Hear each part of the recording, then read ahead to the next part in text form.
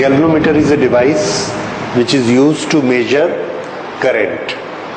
It's a very sensitive device and it can measure whether there is any circuit in the current. It is connected in the path of circuit, and if there is any current, it will give an indication. Okay. Now, what is the construction and what is the principle on which it works? That we will study. So first we will write introduction, a device to sense and measure.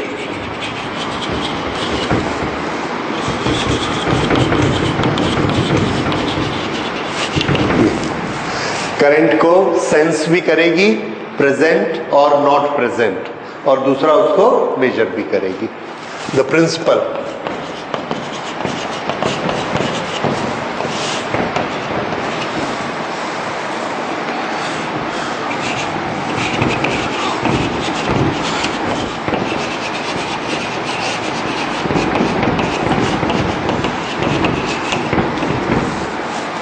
It works on the principle of torque developed in a current carrying coil kept in a magnetic field. This we have done in the previous class. There is a coil which is carrying current, it is kept in a magnetic field, so it experiences force and torque, and because of that torque it tries to turn. Okay, that principle we are going to use here. Okay, then we will study one thing more in this principle. There will be a principle of radial magnetic field.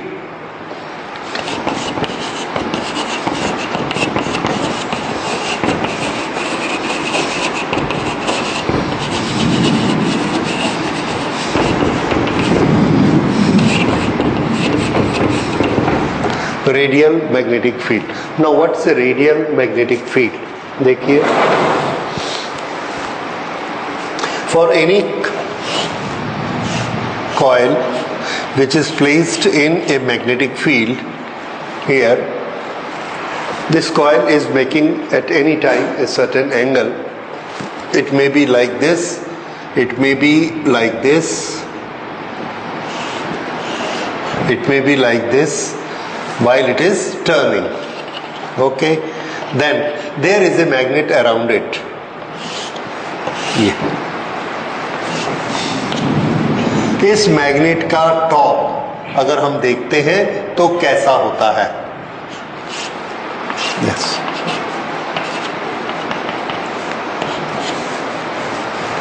इसका top ऐसे flat है, this is north, और ऐसा ही एक south. अब हम इसमें थोड़े से ज्योमेट्रिकल चेंजेस लाते हैं. द चेंजेस आर इन सच ए वे कि हमने क्या किया, एक सिलेंडर लिया इस शेप का और इस सिलेंडर को ऐसा काट दिया. काटेंगे तो इसके अंदर हमको दो हॉलो सिलेंड्रिकल सरफेस मिलेगी. ठीक है, फिर से ये हमारे पास एक सॉलिड है जिसके अंदर हमने एक सिलेंडर बोर किया हुआ है. वो बोर किए हुए सिलेंडर में देखिए, ये हमारे पास एक सॉलिड है,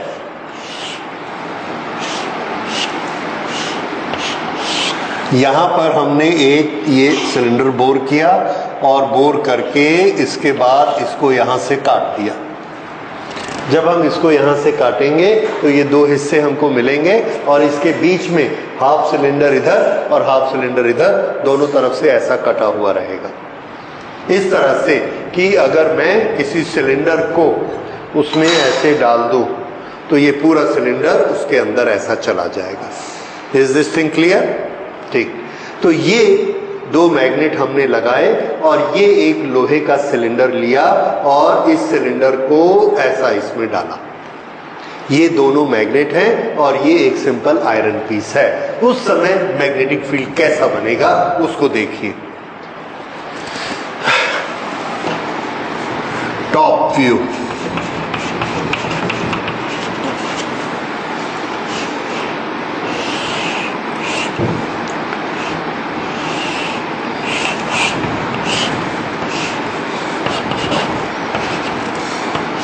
नॉर्थ साउथ इन दोनों के पीछे हमने रेगुलर मैग्नेट चिपका दिया। ये इसका कौन सा पोल, नॉर्थ, और इसका साउथ, और ये लोहे का पीस चिपकाया। तो अब ये नया पोल, नया टर्मिनल बन गया उसका, ये दोनों पोल बन गए। अब इसके बीच में हमने आयरन पीस रखा। आयरन पीस इससे काफ़ी सटा कर रखते, वेरी क्लोज टू इट, पर यहाँ स्टडी करने के लिए मैं उसको थोड़ा सा दूर बना लेता हूँ। ये okay, this is iron piece. Iron piece की स्पेशलिटी क्या होती है कि इसके अंदर इलेक्ट्रिक फील्ड नहीं हो सकता। ओके, मैग्नेटिक फील्ड भी आपने देखा है आयरन क्या करता है। ओके, अभी हमने स्टडी नहीं किया है। Anyway, I will tell you what happens. North south, यहाँ पर जो मैग्नेटिक फील्ड होता है, नॉर्मली जो हमारे नॉर्थ और साउथ होते हैं, नॉर्थ साउथ, ये मैग्नेटिक फील्ड ऐसा रहता है, नॉर्थ टू साउथ।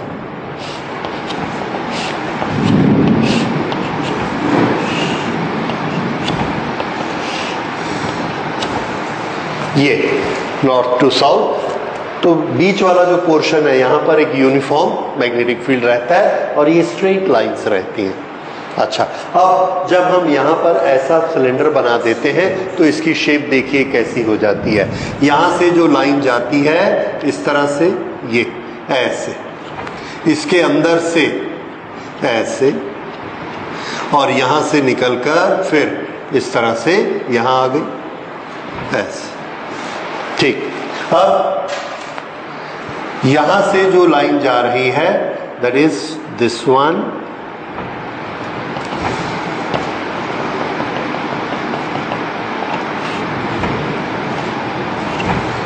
ये हमको दिखती है एक मैग्नेटिक फील्ड लाइन, और इसके सामने ये दूसरी मैग्नेटिक फील्ड लाइन। यहाँ से एक मैग्नेटिक फील्ड लाइन ऐसे दिखती है और वो यहाँ पर निकलते हुए हमको दिखेगी। ये यहाँ से मैग्नेटिक फील्ड लाइन ऐसे,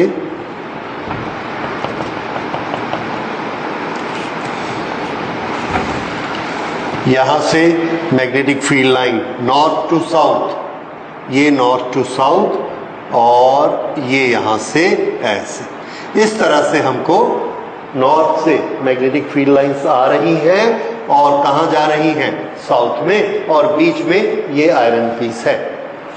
अब यहाँ पर जो लाइनें ऐसी ऐसी थी, स्ट्रेट स्ट्रेट स्ट्रेट, जब हमने यहाँ पे लोहे का टुकड़ा रखा, इसकी शेप ऐसी की, तो ये लाइंस कैसी बन गई। ये लाइंस एक्चुअली कहाँ पर हैं, देखिए, एक्चुअली ये लाइन यहाँ है, करेक्ट। ये वाली लाइन हमने पढ़ा है कि दो लाइंस आपस में काटती नहीं है, तो दो, ये फील्ड लाइन और ये फील्ड लाइन एक दूसरे को इंटरसेक्ट नहीं कर सकती, लेकिन यहाँ तो सभी इंटरसेक्ट करती हुई दिखती हैं, तो एक्चुअली होती नहीं है। तो कैसे होती है, देखिए, ये जो लाइन जा रही है, ये लाइन यहाँ नहीं जा रही है, तो कहाँ जाती है, ये ऐसे आएगी और ये चली जाएगी। ये लाइन यहाँ से ऐसे आती है और ये ऐसे चली जाती है। ये लाइन यहाँ से गई ऐसे, और ये लाइन ऐसे। किसी लाइन ने किसी को काटा नहीं। हम बाहर से देखते हैं तो हमको क्या लगता है, that every line is coming from the centre. ये वाला जो फील्ड है, ये समझ आ गया। ओके, अगर ये आपको समझ आ गया तो अब मैं इसको बीच में लाइट कर देता हूं, और this thing,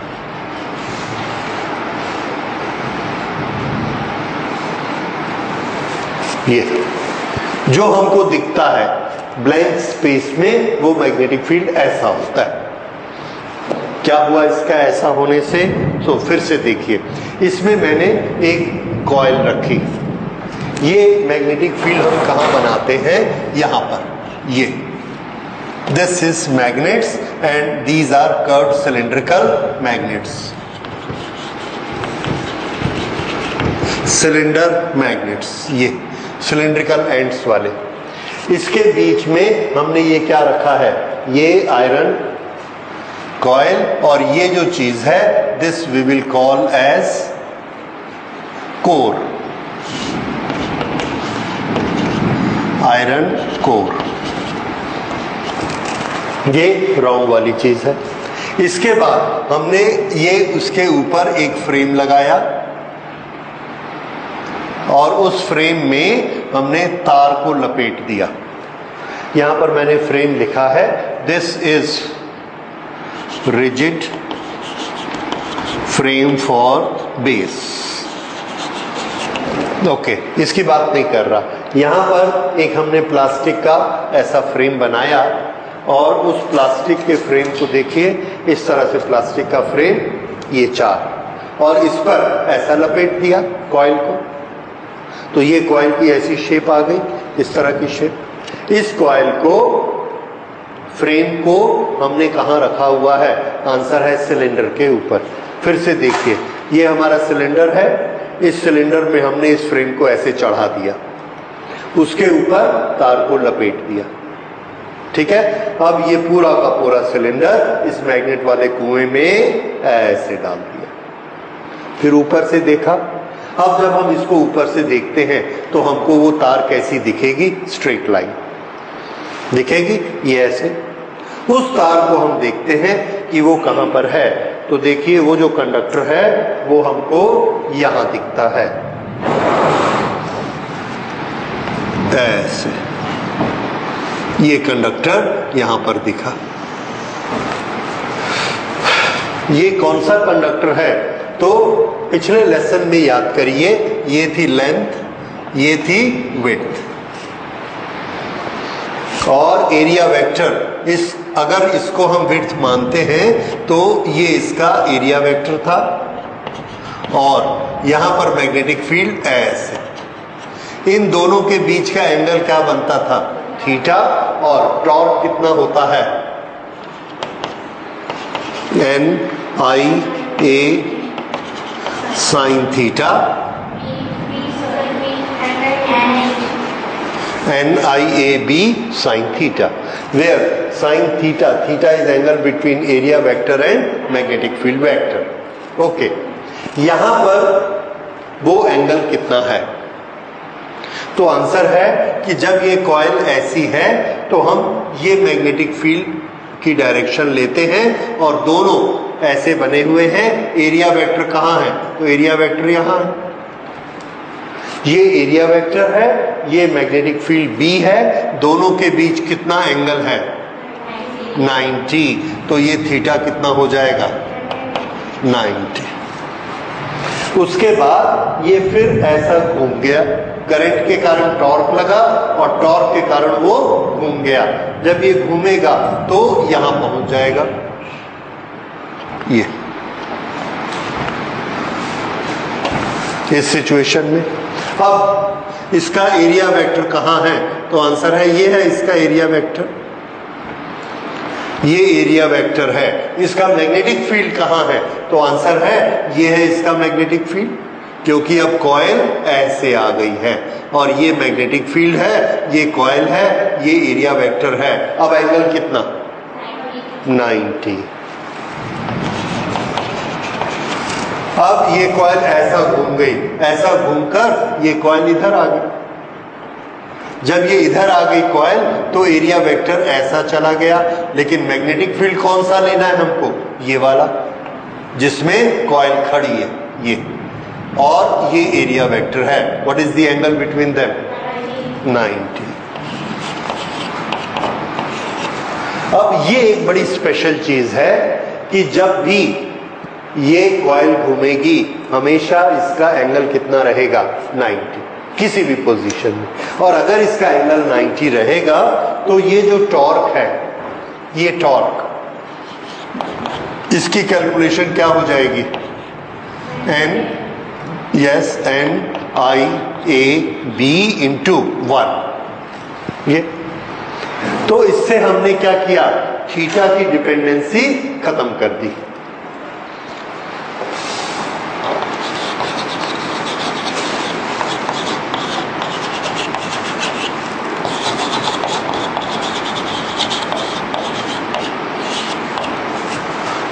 No more depend on theta. Okay, ये हमने कैसे खत्म किया? ये हमने ये वाला मैग्नेटिक फील्ड स्पेशल बनाया और इस मैग्नेटिक फील्ड को हम क्या कहेंगे? This is radial magnetic field. ये radial magnetic field. So what is the benefit of radial magnetic field? The angle between area vector and magnetic field always remain 90 degree. So the torque become independent of theta. समझ आ गया? So ये एक इसके construction का बहुत important part है कि इसका मैग्नेट हम कैसे लेते हैं cylindrical. Why do we take cylindrical? So that we can create radial magnetic field. Why do we make radial magnetic field? So that angle is always 90 degree and it is independent of the theta. उससे क्या होगा? तो उससे हमारा यह है कि torque whether it is 10 degree, 20 degree or 30 degree, whatever is the deflection, the quantity of torque will remain same. There will be no change in the torque. So torque no more depends on theta. इसके लिए हमने ये बनाया. So this is another principle. So what we are using principle number 1 and principle number 2. These two principles we are using in this. Now we come to next, and that is description.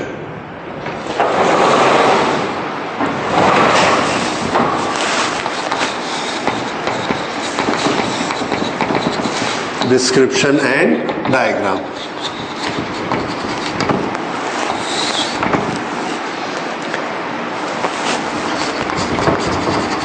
It has a copper coil,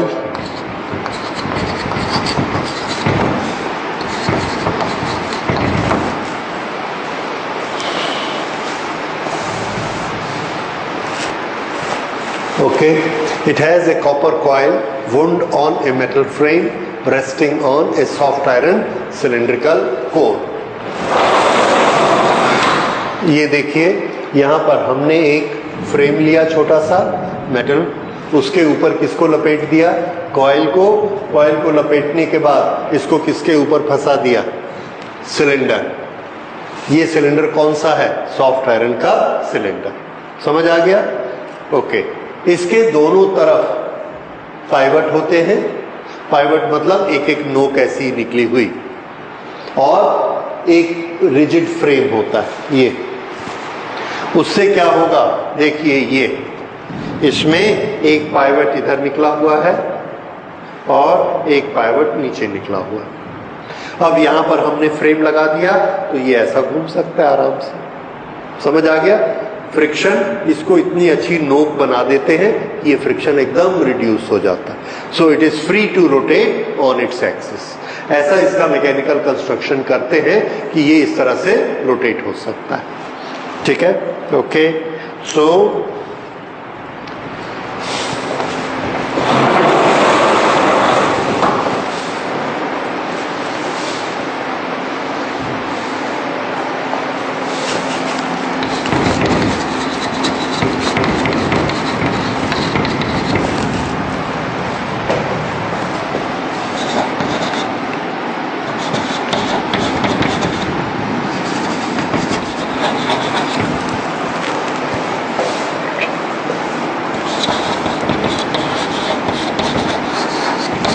okay, it is fixed with a hairspring which can create a counter torque when coil rotate. देखिए ये coil frame में है, cylinder के ऊपर fix कर दी है। अब ये इसमें क्या है? पाइवट। ये दोनों तरफ नोक निकली हुई है, पाइवट, और इस फ्रेम में ये पाइवट लगी हुई है। अब ये जो पाइवट है, इस पाइवट के साथ हमने ये हेयर स्प्रिंग लगा दिया। हेयर स्प्रिंग ऐसा स्प्रिंग होता है स्पाइरल जैसे, ये इस तरह से। ये वाला जो है, this one terminal is fixed with the frame. यहां पर ये जो फ्रेम से पाइवट आया है, इसके साथ हमने ये एक फिक्स कर दिया, और ये जो हिस्सा है ये बाहर फ्रेम, मेन फ्रेम के साथ में हमने इसको फिक्स कर दिया, ये fix with the main frame. Okay, इससे क्या होगा देखिए, इससे जब ये ऐसा घूमेगी, जब ये ऐसा घूमेगी, ये जो मेन फ्रेम है ये बॉडी के साथ फिक्स है, बॉडी के साथ गैल्वेनोमीटर की ये मेन बॉडी है, इसके अंदर में ये जो सिलेंडर वाला फ्रेम है वो ऐसा घूमा। जब ये फ्रेम, सिलेंडर वाला फ्रेम ऐसे घूमेगा तो इसके नीचे ये पाइवट भी घूमेगा, और जब ये पाइवट इसके साथ ऐसे घूमेगा तो इसमें स्प्रिंग लगा हुआ है, वो स्प्रिंग टाइट होता जाएगा। क्यों? उसको एक तरफ से हमने मेन फ्रेम से, बॉडी से पकड़ाया हुआ है, दैट इज फिक्स, और अंदर वाला इसके साथ लगा है, ये जैसे ही ऐसा घूमेगा स्प्रिंग टाइट हो जाएगा। अगर स्प्रिंग टाइट होगा तो वो वापस अपनी लोकेशन पे आएगा, आना चाहता है, उसके अंदर एक रिएक्शन का फोर्स पैदा होगा, उस फोर्स के कारण वो एक रिएक्शन का टॉर्क बनाएगा, that is known as counter torque. वो क्या करेगा? वो काउंटर टॉर्क ये जो घूम के ऐसा गया था इसको वापस ले आएगा। वो क्या चाहता है? ये वापस आ जाए। तो अगर हमने इस पर घुमाने वाला टॉर्क छोड़ दिया तो ये स्प्रिंग उसको वापस ले आएगा, that is the work of this spring.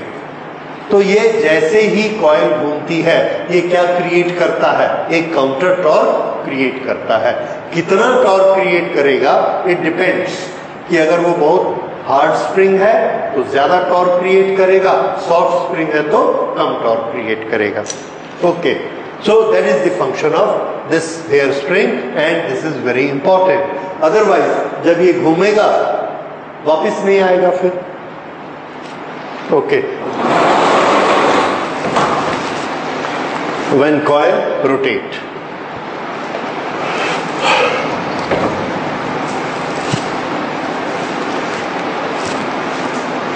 okay, this now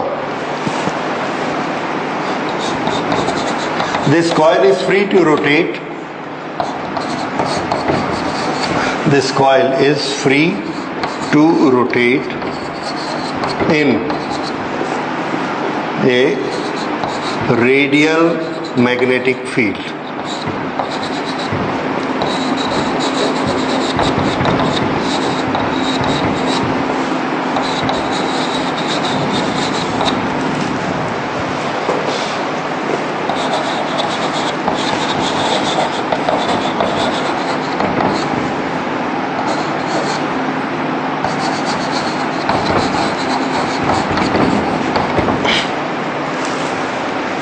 This coil is free to rotate in a radial magnetic field created by cylindrical magnets.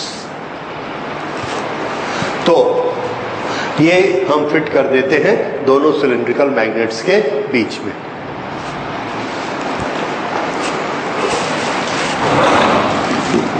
जब ये रोटेट होगा, कितना रोटेट हुआ उसको मेजर करने के लिए हमने इस पर एक इंडिकेटर लगाया।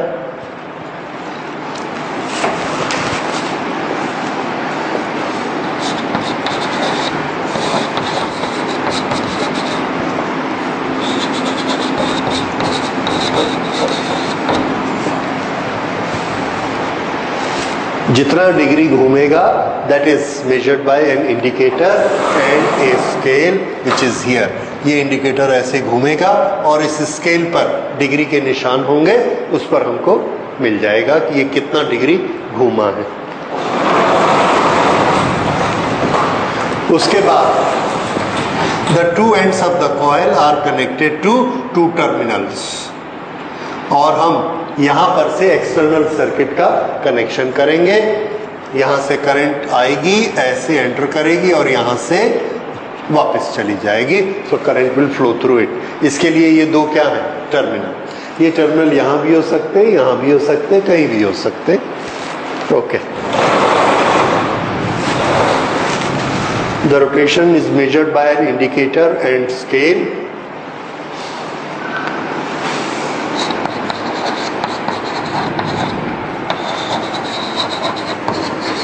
The two ends of coil are connected to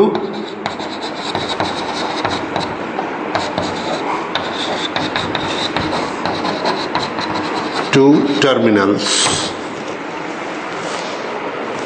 for external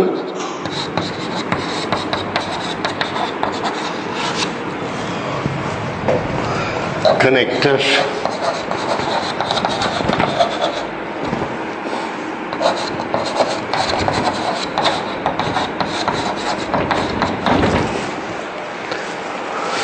okay, the two terminals connected to two terminals of the external connection in the circuit.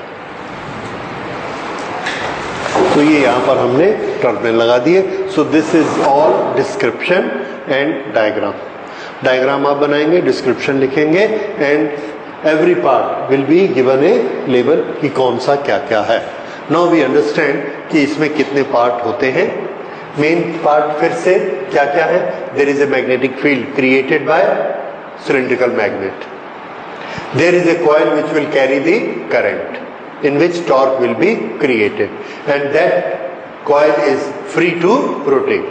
Whenever the coil rotates, it is brought back by a spring, in which there is a counter torque is available, or counter torque is created whenever the coil turns.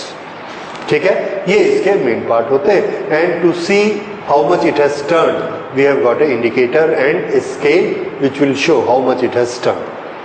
Okay, ये हमने इसका description बना लिया और इसका diagram. अब हम ये देखेंगे how it works. Number 4, it's working.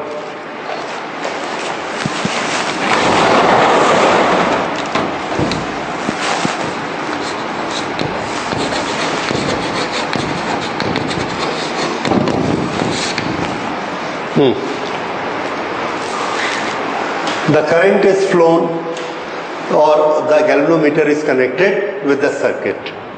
When it connects with the circuit, the current flow in the coil. When the current flows in the coil and the coil is placed in a magnetic field, a torque is created in the coil. When a torque is created, due to this torque, it is trying to rotate. When it starts rotating, the spring gets tightened up. Spring gets tightened up and a counter torque is created in the spring. Then the counter torque keeps on increasing when the coil gets rotation. जैसे जैसे ये rotation increase होगा, coil में counter torque भी increase होगा rotate होते होते.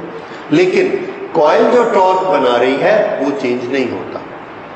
That is same. वो टॉर्क हमने कितना पढ़ा है, NIAB, वो उतना ही रहता है, लेकिन काउंटर टॉर्क इंक्रीज होता है.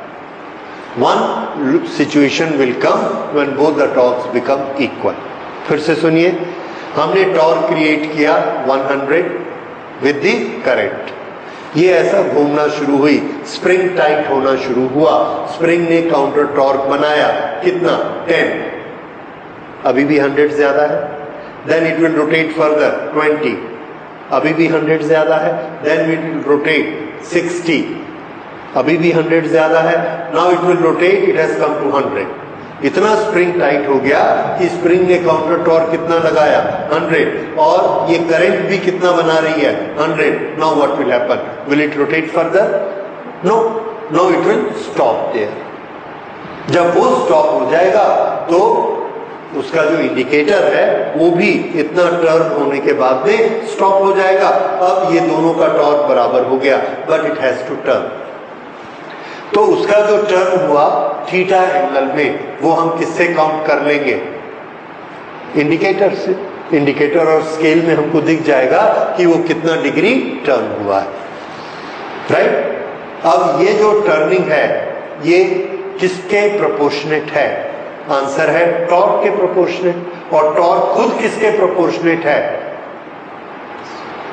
जितना ज्यादा करंट होगा उतना ज्यादा टॉर्क होगा, और जितना ज्यादा टॉर्क होगा उतना वो स्प्रिंग को ज्यादा घुमाएगा. तो इंडिकेटर का जो टर्निंग है, ये वाला टर्निंग, ये उतना ज्यादा होता जाएगा. Let's call it alpha.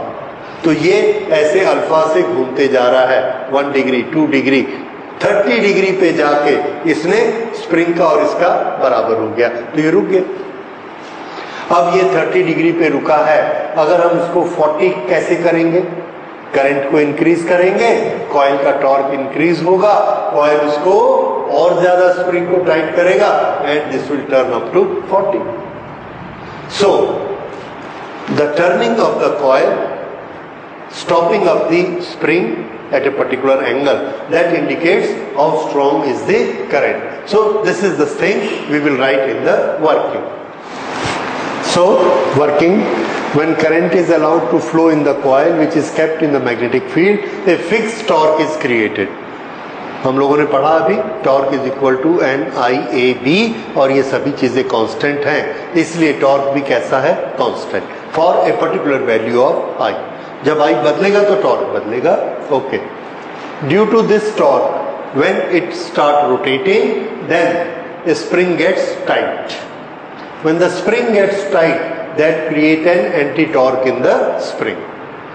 जैसे जैसे रोटेशन होता है this anti torque keeps increasing with rotation. जैसे जैसे रोटेशन बढ़ेगा स्प्रिंग ज्यादा टाइट होता जाएगा, उसको हम क्या कहेंगे? एंटी टॉर्क बढ़ते जा रहा है। उसके बढ़ने से क्या होगा? बढ़ते बढ़ते एक ऐसा पॉइंट आएगा at one point of rotation both will become equal, which both anti torque and torque created by the current, ये दोनों इक्वल हो जाएंगे, देन रोटेशन स्टॉप्स। जिस पॉइंट पर रोटेशन स्टॉप होगा दिस रोटेशन इज ऑब्जर्व्ड। कैसे observe करते हैं हम? बाय इंडिकेटर कि कितना रोटेट हुआ है, and by calibration it gives measurement of current. वो जो जहां पर रुकता है हमने अपना तरीका कैलिब्रेशन का हमारे पास है, उस तरीके से हम मेजर कर लेंगे कि ये करंट कितनी है और उस पर लिख लेंगे। That gives the indicator. आपके पास क्या है? एमीटर। हाँ, दैट गिव्स कैलिब्रेशन, उसका वोल्टेज का कैलिब्रेशन है, एमीटर है, एम्पियर मीटर का कैलिब्रेशन है। इस तरह से हम लोग calibration, that is all together different thing. यहां पर हम ये समझ गए कि उसका ऑब्जर्वेशन हम किससे करते हैं? एंगल से, जितने एंगल पर जाकर वो रुकता है। This is how it works. फिर से इसकी वर्किंग में what is the cause of rotation? I, current. And what is our observation? Theta, angle. तो I को हम कैसे नाप रहे हैं? थीटा से। This is its working. तो गैल्वेनोमीटर की वर्किंग क्या है? एक लाइन में, in one sentence, the working is when current is given to galvanometer it shows rotation, that's all. ठीक है, उसके बाद उसके अंदर सारे डिटेल आएंगे। रोटेशन क्यों आया? टॉर्क से। टॉर्क क्यों आया? करंट से। फिर रोटेशन आया तो रुक क्यों गया? By the counter torque of the spring. और कितना मुड़ा, कितना घूमेगा? जितनी ज्यादा करंट होगी उतना ज्यादा घूमेगा। So theta, rotation of the indicator, gives the measurement of current. This is working of the galvanometer. Okay, now we will come to calculation part of it कि कितनी करंट जाने से थीटा बनता है और गैल्वेनोमीटर की क्या क्या प्रॉपर्टीज हैं, and that will come in the next item, and that is calculations. Calculation.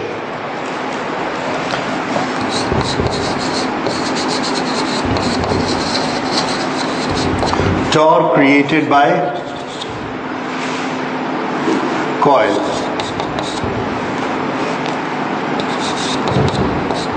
NIAB, and how much is sin theta? 1. Therefore we are not writing it, but we will mention it that we know there has to be a sin theta, but that value has become 1. ये torque है। Okay. Suppose spring has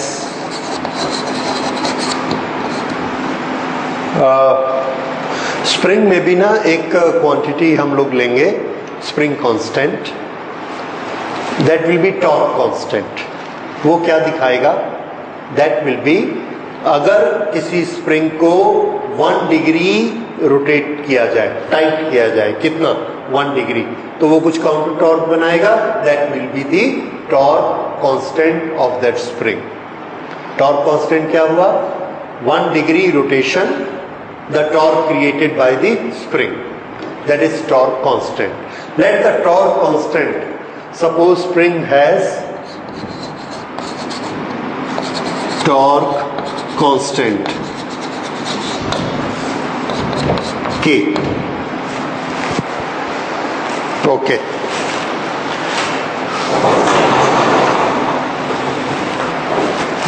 Then after certain rotation they stop. कितने rotation के बाद वो stop होते हैं? तो answer है, लेट अस से any angle alpha,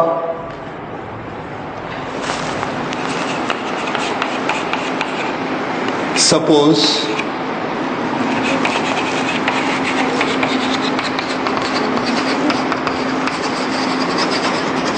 the rotation is balanced after turning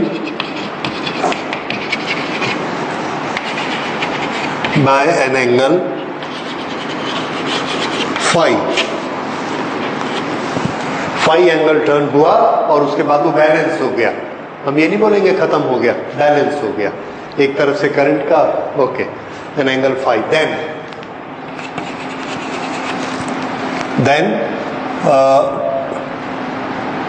torque by, that is counter torque by spring is K into phi.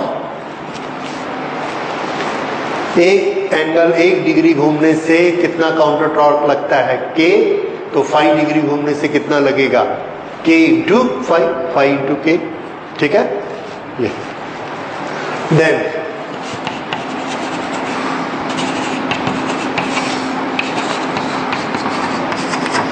Since both are balanced we can write this, NIAB is the torque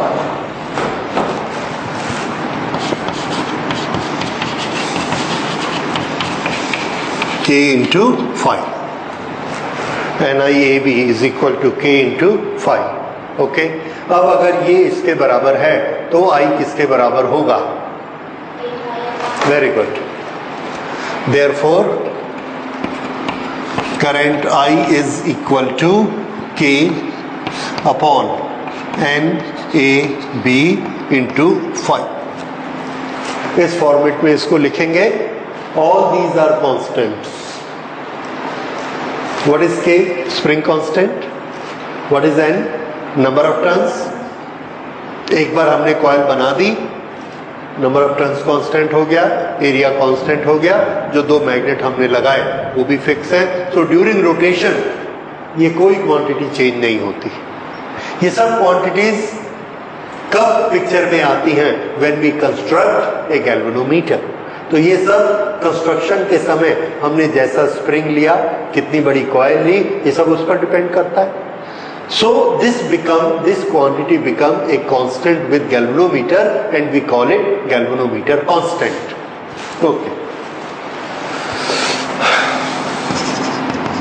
since K upon NAB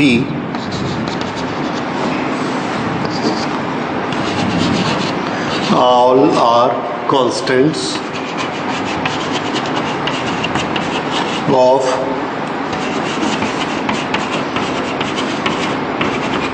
galvanometer design,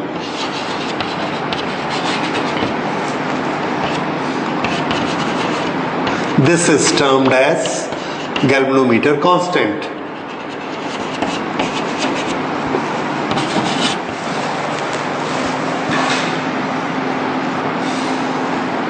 Galvanometer constant G.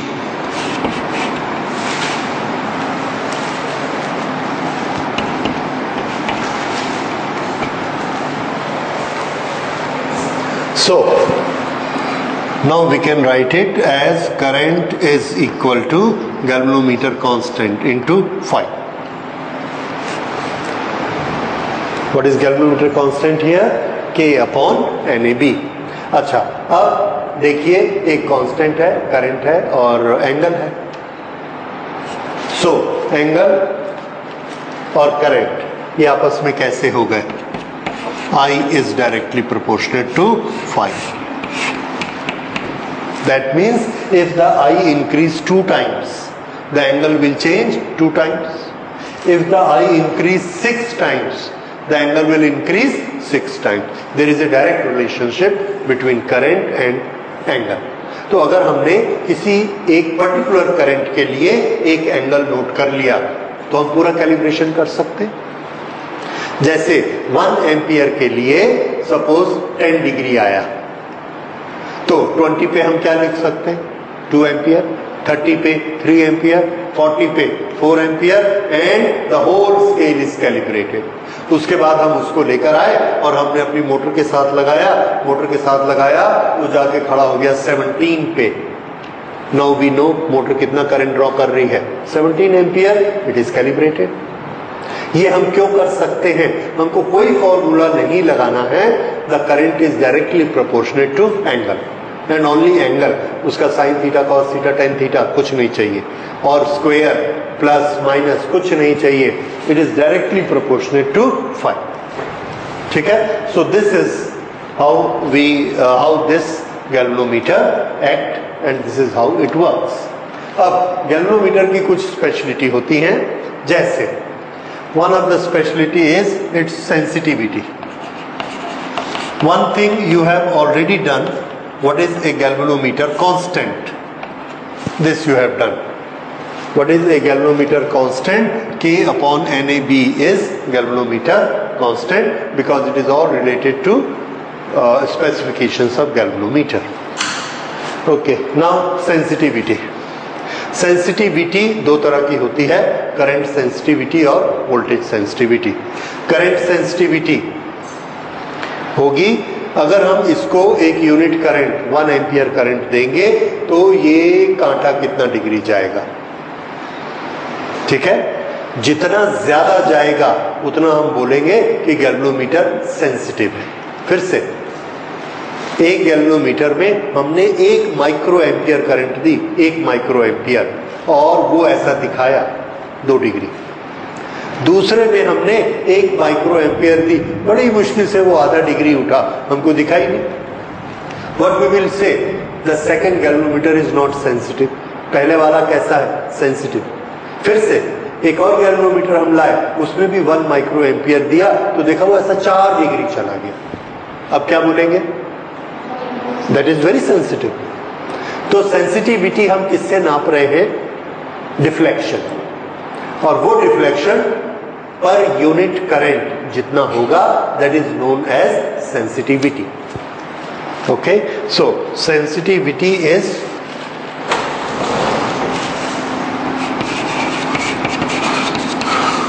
Deflection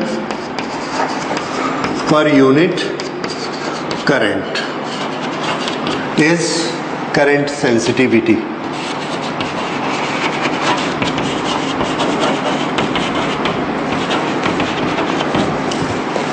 और इसको हम लिखेंगे IS, sensitivity of the current is equal to phi upon I. ये इसका formula है। What is this? Current sensitivity. फिर से देखिए, current sensitivity is equal to phi.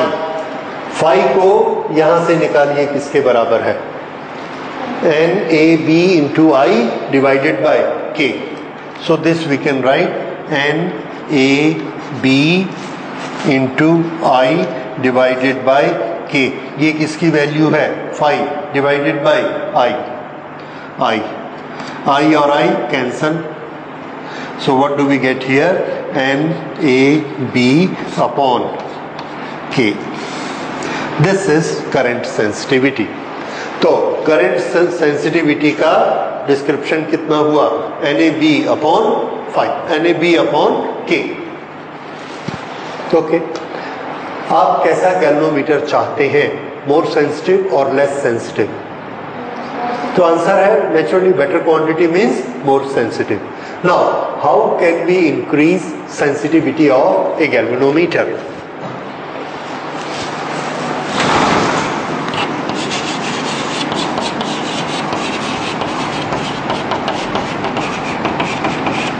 Better sensitivity.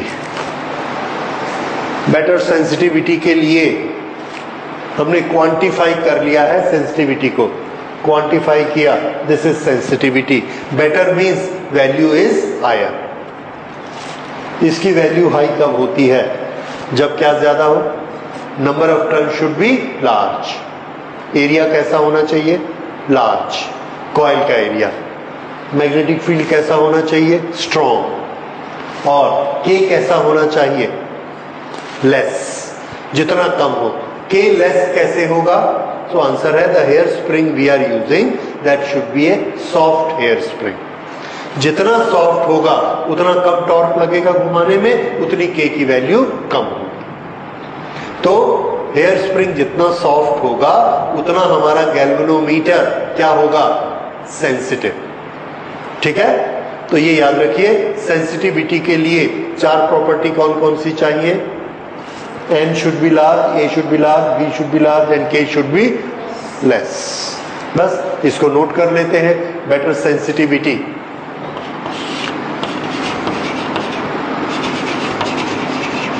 Number of turns large, second area of coil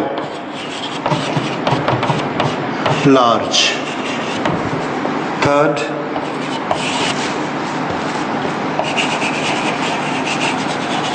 magnets strong, stronger। जितने ज्यादा strong होंगे उतना ज्यादा सेंसिटिव होगा। और K small, that means hair spring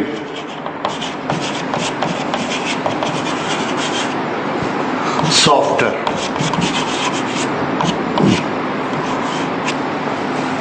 ये चार फीचर होने से गैल्वेनोमीटर क्या हो जाएगा? Galvanometer will be very sensitive, more sensitive.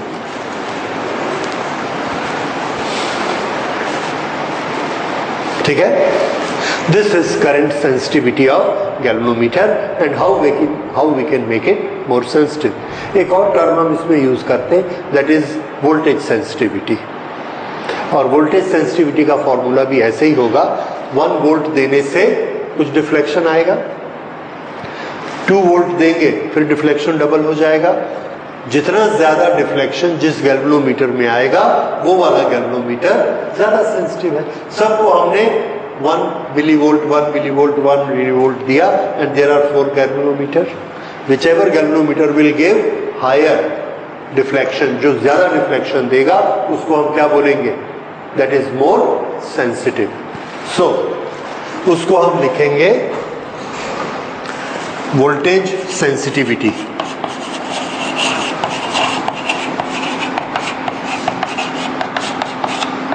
Voltage sensitivity,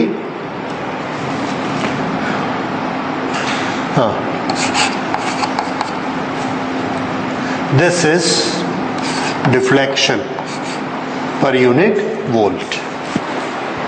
अब डिफ्लेक्शन को हमने लिखा NA/BI डिवाइडेड बाय वोल्टेज को क्या लिखा? I इंटू R और डिवाइडेड बाय ये है फाई और ये K यहाँ और आ गया। Phi is equal to NA/BI upon K और V को क्या लिखा? I into R। I is cancelled and we get here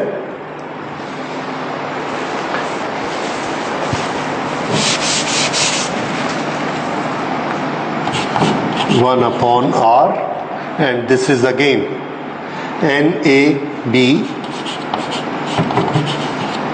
upon K, or we can write it 1 upon R into current sensitivity।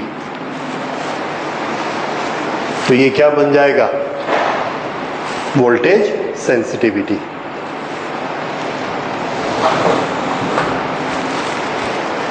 Okay अब अगर हमने किसी की voltage sensitivity increase करनी है तो क्या करेंगे? सेम 4 पॉइंट्स और रेसिस्टेंस को डिक्रीज। कैसे डिक्रीज करेंगे रेसिस्टेंस को? ये किसका रेसिस्टेंस है? तो आंसर है ये कॉइल का रेसिस्टेंस है। कॉइल के रेसिस्टेंस को कैसे डिक्रीज कर सकते हैं? रेसिस्टेंस कैसे डिक्रीज करते हैं? लेंथ को डिक्रीज करेंगे, पर अगर हम लेंथ को डिक्रीज करेंगे तो नंबर ऑफ टर्न्स कम हो जाएंगे, और अगर नंबर ऑफ टर्न्स कम हो गई तो सेंसिटिविटी कम हो जाएगी। तो नंबर ऑफ टर्न्स को हम कम नहीं कर सकते। फिर बताइए रेसिस्टेंस कैसे डिक्रीज करते हैं? What is the other term? Area. Area will increase. तो हम क्या यूज करेंगे? एक ज्यादा मोटी तार यूज करेंगे जिसका रेसिस्टेंस कम होगा, और नंबर ऑफ टर्न्स उतनी ही रखेंगे। तो एन को कम नहीं करेंगे, किसको चेंज कर देंगे? Area. That means thickness of the wire will be more then voltage sensitivity will increase. समझ में आया? So without changing current sensitivity, how we can increase voltage sensitivity? By taking the wire which is thicker. ठीक, सो ये एक छोटा सा point इसमें नोट कर लेते हैं।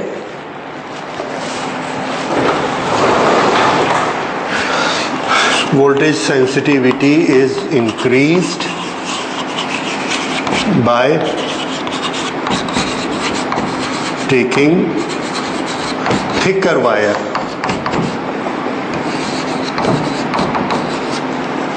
for making coil.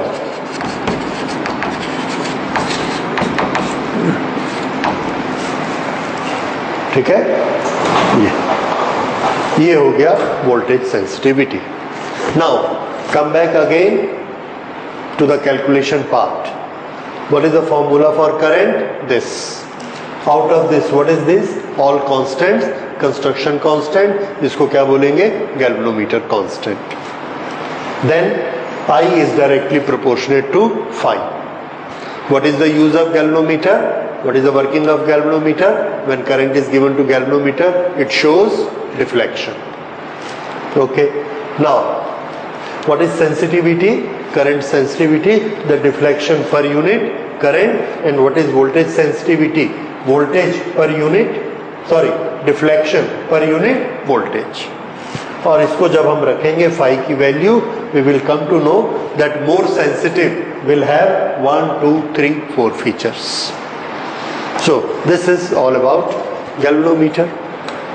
प्रैक्टिकल में जाके आप गैल्वेनोमीटर का एक एक्सपेरिमेंट करते हैं, that is known as half deflection, to find the sensitivity by half deflection method.